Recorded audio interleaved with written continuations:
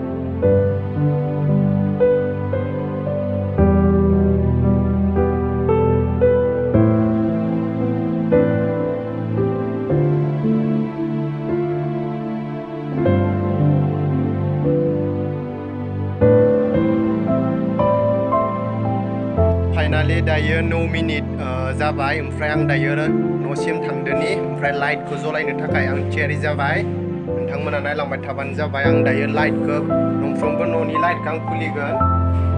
First of all आंनि रुमनिखौ आं खुलिग्रोनोसै। नै आं खुलिबाय। ओमफ्राय फादार मनिखौ आं दायो खुलिनो थांनो नागिरदों।